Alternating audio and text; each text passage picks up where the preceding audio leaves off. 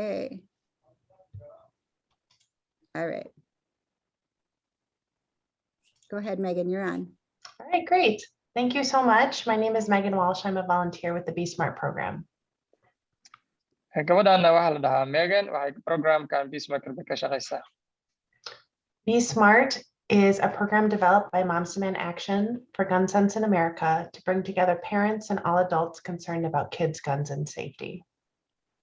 So programkan wuxuu ka shaqeeyaa waalidka macnaha ku dhahaa iyo sida iskugu imaan lahaayeen oo arrimaha ay haystaan maxaan ku dhahaa sida maxaan ku dhahaa gun safety-ga oo kale qoryaha oo kale waxyaalaha la midka. Thank you to Ali for translating today. You're welcome. I am a mom of 3 daughters. Saddex gabdhood bay leedahay gabadhaan Megan. And I became a volunteer with Be Smart after I had my first daughter.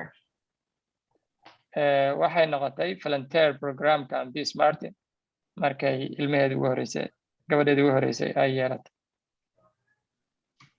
I had been worried about gun violence for a long time, but it was when I became a mom that it made me want to be part of the solution.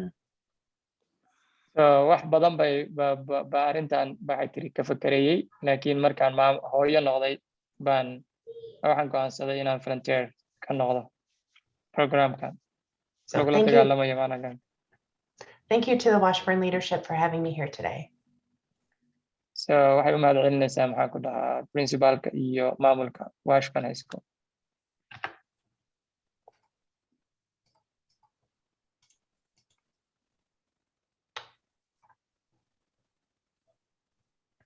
In the United States, firearms are the second leading cause of death for children and the first leading cause of death for Black children.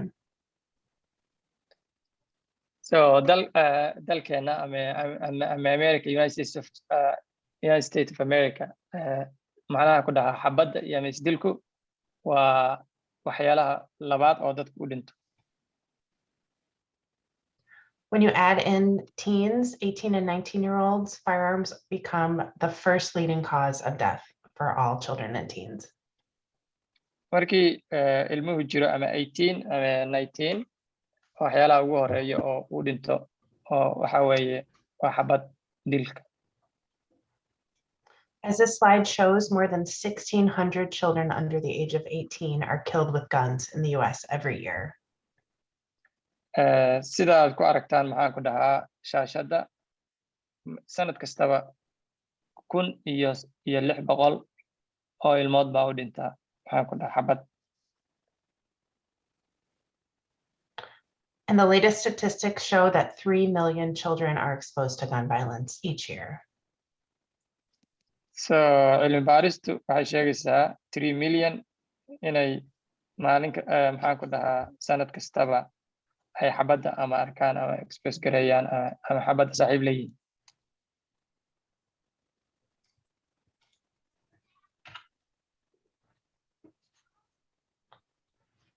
While school shootings and mass shootings typically make national headlines, the reality is that for children under the age of 13, gun homicides most frequently occur in the home. So maxaan ku dhahaa inta badan xabadda ama isdilku wuxuu ka dhacaa iskuullada inta badanna TV-yadana waddanka oo dhan baa sii daaya.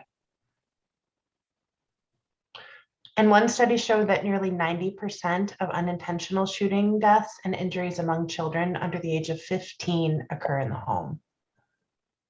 So inta badan xabadda guriga lagu haysto waxay dishaa dadka ka yar 15. We also know that in incidents of gunfire on school grounds, approximately 80% of shooters under the age of 18 obtain the gun they use from the home of a family or friend.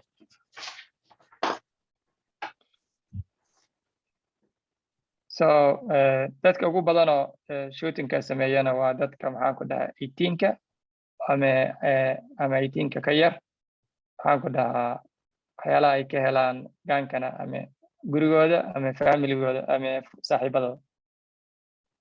And as you may know, that is exactly what happened in the school shooting in Oxford, Michigan last month. So wixii ka dhacay weeye Michigan bishii lasoo dhaaf oo kale.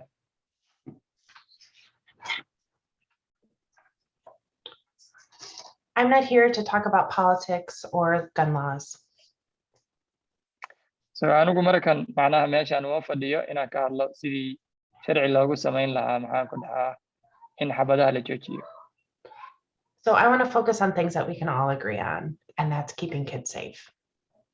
So waxaan ka hadlayaa waxa anagoo dhan isku waafaqsannahay oo ciyaalkeena sidaan maxaan ku dhahaa uga dhigi lahayn safe. So let's start with these three things that we all can agree on. We all want kids to grow up happy and healthy. So ciyaal kasta xaq wuxuu u leeyahay inuu ku koro maxaan ku dhahaa isagoo habiya iyo maxaan ku dhahaa isagoo caafimaad qaba. We all have the right to make responsible decisions about how to protect our homes and our families, and that includes the choice to have a gun in your home. So qof kastaba wuxuu xaq u leeyahay inuu go'aanka sameeyo go'aankiisa uu qaato go'aanada uu qaadanaysa waxaa ka mid ah inaad qori ku haysatid maxaan ku dhahaa guriga. And if we can prevent even one child's death or injury by firearm, it's our responsibility to do so.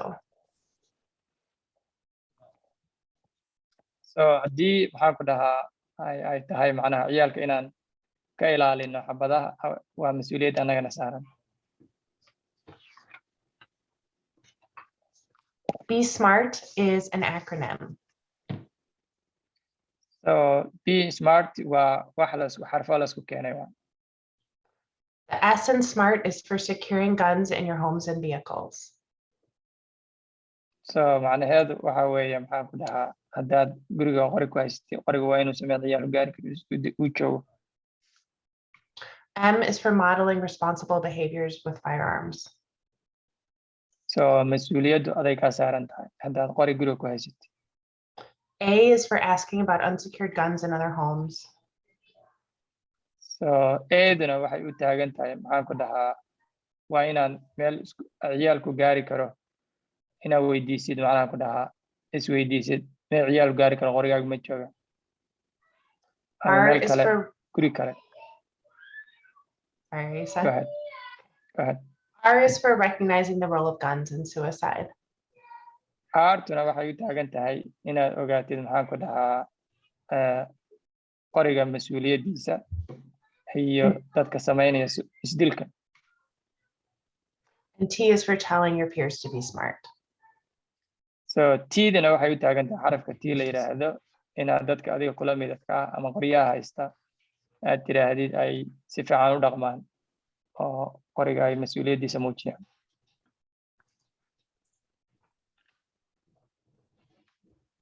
So let's start with securing guns in your homes and your vehicles.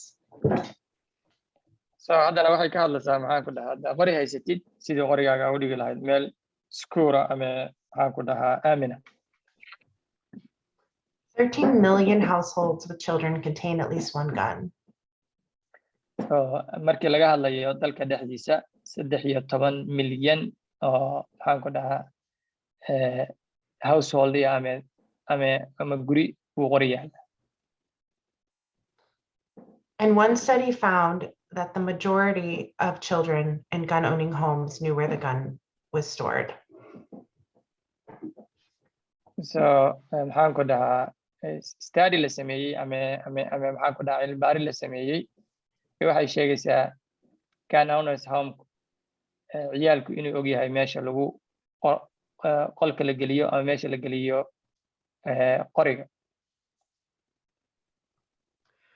In incidents of gunfire on school grounds, the majority of shooters under the age of 18 obtain the gun from the home of their family or friends. So iskuullada oo kale shootingka ka dhaca ciyaalku wuxuu ka helaa qoriga guriga.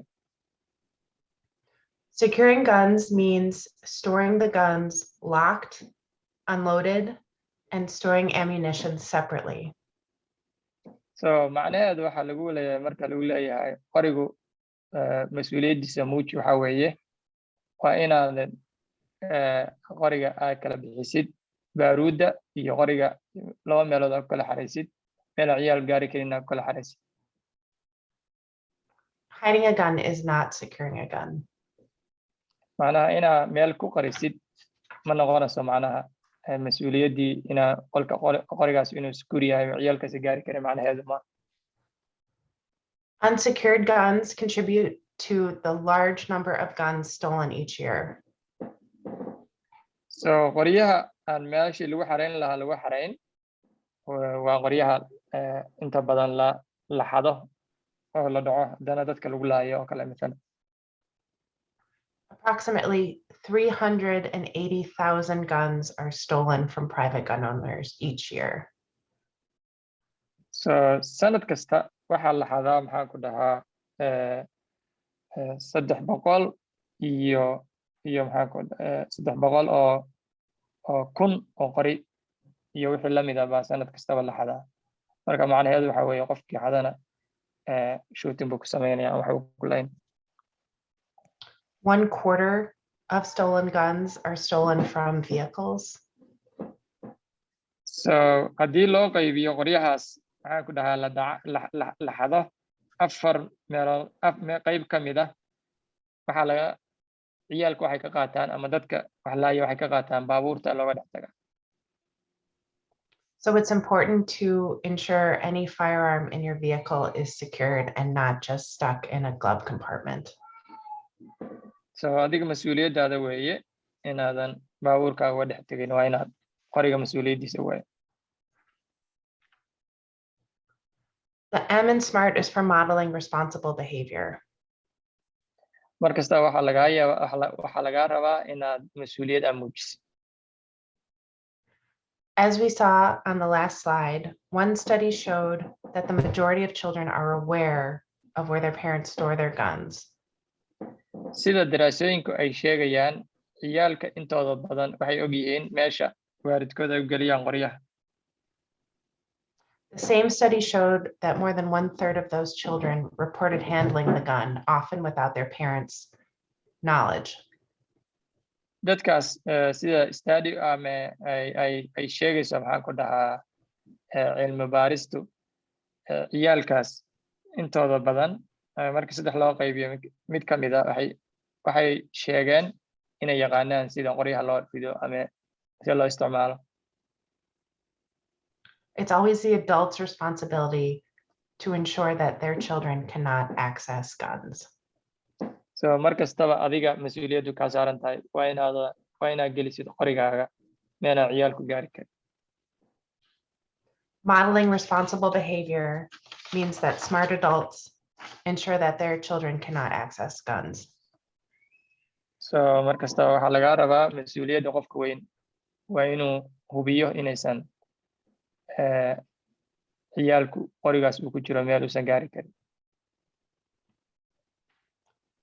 Even if you are using responsible storage methods in your own home, you don't know what's happening in other households. Hataa haddaa gurigaaga macnaha meel aad wanaagsan ku waxaysay maxaan ku dhahaa qorigii dhigtay ma garanaysid qoriga inay ka helayaan ciyaalku maxaan ku dhahaa guryaha kale oo kugu xiga ama dadka kale. And that's why the A in SMART is for asking about unsecured firearms in other homes. So programkana waa wuxuu ku saabsan yahay waxa loo in dadka laga wacyigeliyo maxaan ku dhahaa qoryaha aan meesha safekaan oolin. 5.4 million US children live in a household with at least one unlocked gun. So waxaan ku dhahaa 5 milyan iyo bar ciyaala oo America jooga ama United States of America jooga waxay ku nool yihiin guryo qoryo yaalaan qoryuhuna meel safe ah inay yaalaan qoryahaas. It may feel awkward to ask about this subject, but we encourage you to think of it as a general safety question. So can you repeat it again? Sure. It may seem awkward to ask about guns in other homes, but we encourage you to think about it as a general safety question. so macnaha hadda inigu ini weydiinayo laakiin maxaan ku dhahaa waa inaad markasta waa inaad mas-uuliyad aa muujis. If your child had allergies, it wouldn't feel awkward to ask another parent to ensure that your child wasn't exposed to a food that they were allergic to. So sida aad u weydiinaysa ciyaalkaaga maxaan ku dhahaa inay cunto cuneen allergy ay ku qabaan oo kale saas oo kale waxaa lagaa rabaa waa inaad ciyaalkaa weydiisid inay ay isticmaaleen hub iyo waxyaalahaas ay oo kale. You can include it with other questions about kids' safety, such as if the home has pets in it. Okay, safety-ga qoriga macnaha waxyaalaha safety-ga gurigaaga baa ku dari kadhaa sida macnaha looga fogaado qoriga.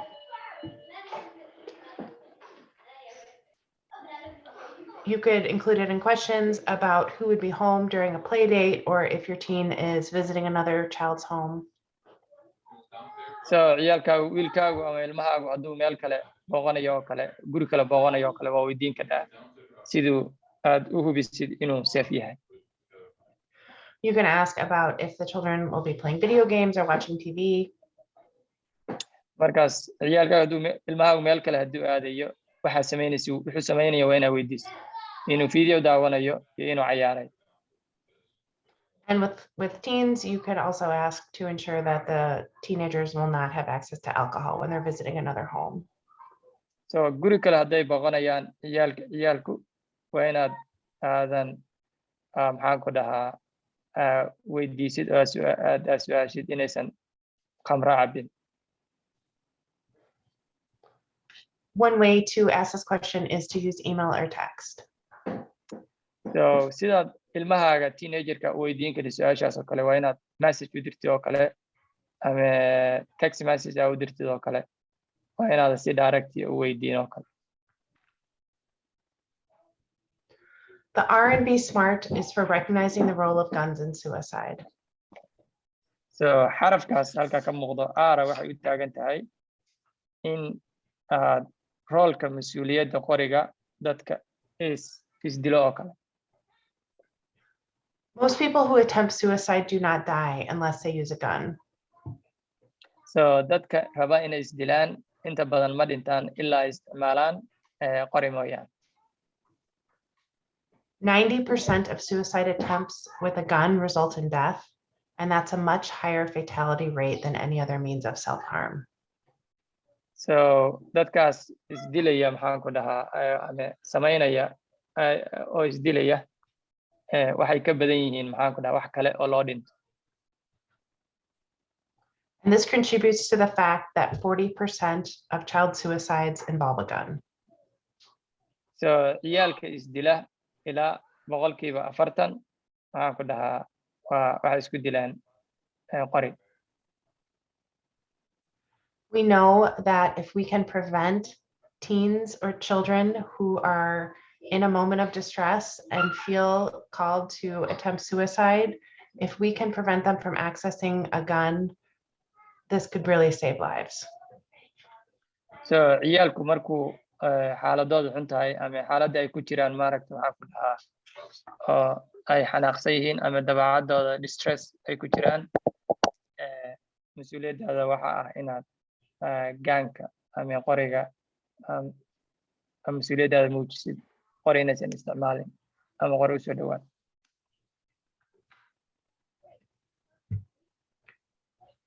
The National Youth Survey conducted by the CDC showed that 17% of high school students surveyed had seriously considered attempting suicide. So study kale ama maxaan ku dhahaa cilmi baaris kale oo la sameeyey high schoolka ardada dhigata waxay ogaadeen 17 ciyaalka has seriously considered attempting suicide within the year. In the last yearka ugu dambeeya inay ciyaalku isku dayaan inay isdilaan ilaa 17%. This study was performed before the pandemic began. waxaan ku dhahaa cilmi baaristan waxaa la sameeyey uusan bilaaban corona. And we know that teens are under even more severe stress during the pandemic than they were before. Marka ciyaalku hadda oo pandemic lagu jiro waa kasii daran yihiin inay istilaan baa laga yaabaa wixii ka horreeyay pandemic. And one study showed that 41% of adolescents in gun-owning households reported having easy access to the guns in their home. So study kale ama cilmi baaris kale waxay ogaatay 41% dadka qoryaha ay haysta householdigu inay maxaan ku dhahaa ay meel aysan ciyaalku gaari karaan ama inuu yaalaan qoryahaas. And research shows that secure firearms storage is associated with a decreased risk of child firearm suicide.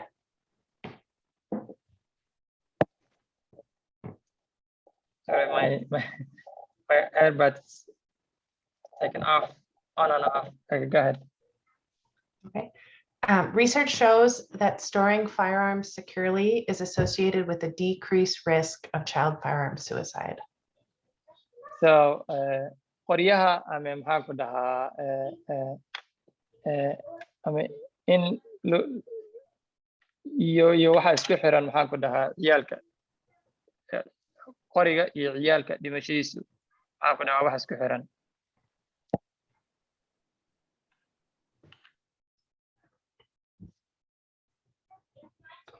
Here are some resources on child firearm suicide and the suicide prevention hotline. Halkaana waxay kaaga sheegaysaa maxaa ku dhahaa National Suicide Prevention meesha qofka haddii aad ku aragtid inuu isdilayo oo kale meelaha kala xiriiri lahayd agentiga caawiya.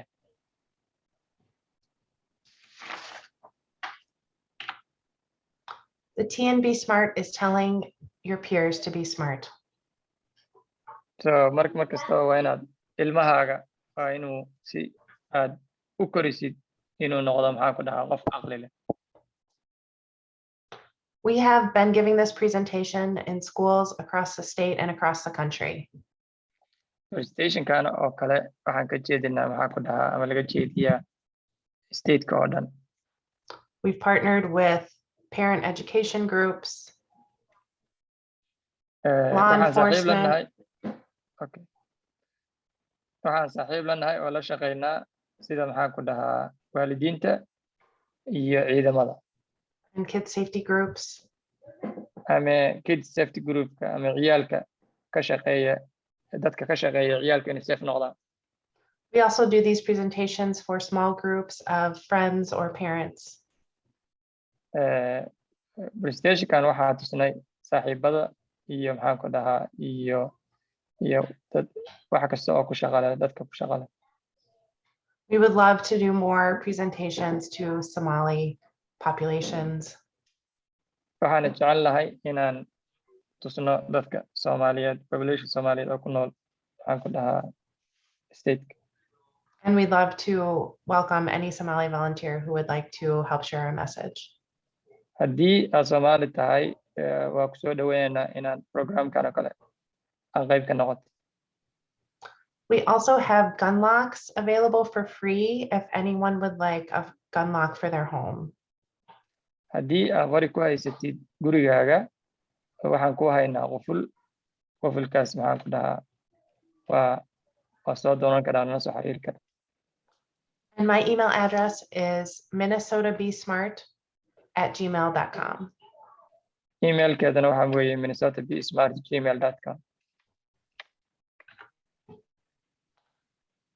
One more time, S is for securing guns in your homes and vehicles.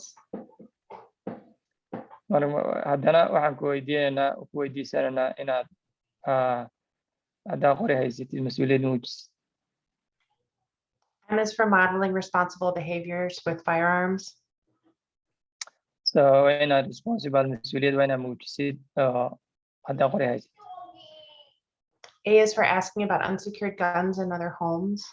Ayana waxay u taagan tahay waa inaad anaa ku dhahaa about unsecuring guns in other homes. Waa inaad guryaha kale aad ogaatid in qoryo kale oo aan safe ahayn meeshii la dhigi lahaa meel aan ahayn ay yaalaan.